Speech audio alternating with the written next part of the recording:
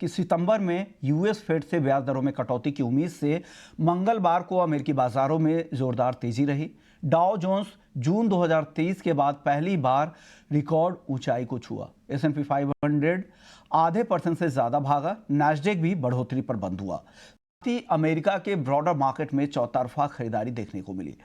करीब सभी बड़े ब्रोकरेज हाउसेस के मुताबिक अमेरिकी फेडरल बैंक सितंबर में ब्याज दरों में कटौती कर सकता है। ज़्यादातर ब्रोकरेज हाउसेस ये भी मानकर चल रहे हैं कि सितंबर में यूएस फेड सितंबर में कटौती के बाद एक बार फिर से साल अंत तक एक और कटौती कर सकता है, यानी इस साल 2 कटौती की संभावनाएं अब बन रही है। और इस खबर का फायदा अब गोल्ड को भी दिखना शुरू हो चुका है। इंटरनेशनल मार्केट में सोने में लगातार दूसरे दिन रिकॉर्ड रैली दिख रही है। कॉमेक्स पर सोना $2475 के पार निकल चुका है और इंट्राडे में $2487 की नई ऊंचाई तक भी गया। हालांकि इस बार घरेलू बाजार में तेजी इंटरनेशनल बाजार के मुकाबले थोड़ी कम है। सोना घरेलू बाजार में रिकॉर्ड से अब भी करीब ₹500 दूर है, लेकिन MCX पर सोना ₹74,000 के ऊपर मजबूती से टिका हुआ है। फेड से सितंबर में दरों में कटौती की उम्मीद का ही फायदा यहां पर गोल्ड को मिल रहा है। इसके अलावा ग्लोबल राजनीतिक तनाव और ग्लोबल ग्रोथ और खास करके चीन की ग्रोथ को लेकर जो अनसर्टेनिटी है उसका फायदा मिल रहा है। लेकिन अब खबर यह भी आ रही है कि गोल्ड ETF में लोगों के निवेश बढ़े हैं। उनका इनफ्लो जो जून में देखने को मिला था उसका फायदा भी यहां पर मिल रहा है। लेकिन चलिए, आज एशियन पेंट्स की पहली तिमाही के नतीजे भी आने वाले हैं। कैसे रहेंगे नतीजे, बताने के लिए हमारी सहयोगी विनी मोतीवाला है। विनी, बताइए।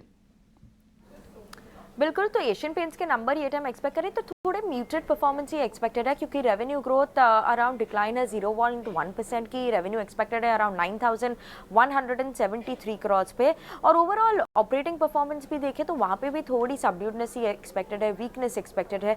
तो ऑपरेटिंग परफॉर्मेंस जैसे इबिटा की बात करें, वहाँ पे डिक्लाइन एक्सपेक्टेड है 8% की। मार्जिन में कंट्रैक्शन एक्सपेक्टेड है अराउंड 200 बेसिस पॉइंट की और इबिटा मार्जिन एक्सपेक्टेड है 21.3%। प्रॉफिट्स में भी ओवरऑल इंपैक्ट है 12% की डिक्लाइन एक्सपेक्टेड है। ये टाइम प्रॉफिट्स में year on year basis obviously comparison हम कर रहे हैं इन सब नंबर्स के। वॉल्यूम ग्रोथ यहाँ पे बात करें तो वॉल्यूम ग्रोथ का जो ओवरऑल डोमेस्टिक वॉल्यूम ग्रोथ है एक्सपेक्टेड है अराउंड 7% पे वॉल्यूम ग्रोथ। और डेकोरेटिव बिजनेस की वॉल्यूम ग्रोथ एक इंपॉर्टेंट फैक्टर होगी जो हम लोग वॉच आउट करेंगे कि वहाँ पे ग्रोथ कैसे हो रही है। और ये टाइम भूलिए मत कि Q1 में जो हुआ था कि इलेक्शन इंपैक्ट आ रहा था, उसकी वजह से इंफ्रा स्पेंडिंग पे थोड़ी कमी थी, तो इंफ्रा साइड पे थोड़ी कमी थी, इसीलिए एशियन पेंट्स में भी थोड़ी म्यूटेड डिमांड ट्रेंड दिख रहे थे। उसके अलावा हीट वेव्स भी काफ़ी सारे थे, तो उसकी भी इम्पैक्ट हो रही है एशियन पेंट्स की डिमांड ट्रेंड पे। तो डिमांड ट्रेंड की कमेंट्री भी की फैक्टर होगी वॉच आउट करने के लिए। सेल्स डिक्लाइन ऑब्वियसली वहाँ पे क्यों, और अदर देन दैट इम्पैक्ट क्या हो रहा है सेल्स पे, वो है प्राइसिंग कट हुआ था ये टाइम, अराउंड 4% का प्राइस कट हुआ था। और उसके अलावा है एडवर्स मिक्स जो इम्पैक्ट करे overall performance of the company को। मार्जिन को और क्या इम्पैक्ट कर रही है एक्चुअली है कि हायर एड स्पेंड्स एक्सपेक्टेड है ये टाइम, नेगेटिव ऑपरेटिंग लेवरेज है और वन ऑफ जो था बेस क्वार्टर में उसकी वजह से थोड़ा इम्पैक्ट हो सकता है मार्जिन्स पे, और इसीलिए 200 बेसिस पॉइंट कॉन्ट्रैक्शन हम एक्सपेक्ट करें EBITDA मार्जिन्स में। तो यस, एशियन पेंट्स के नंबर थोड़े म्यूटेड परफॉर्मेंस एक्सपेक्टेड है।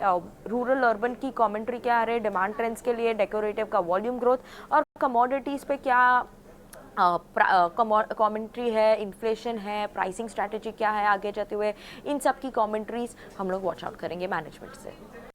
शुक्रिया विनीत।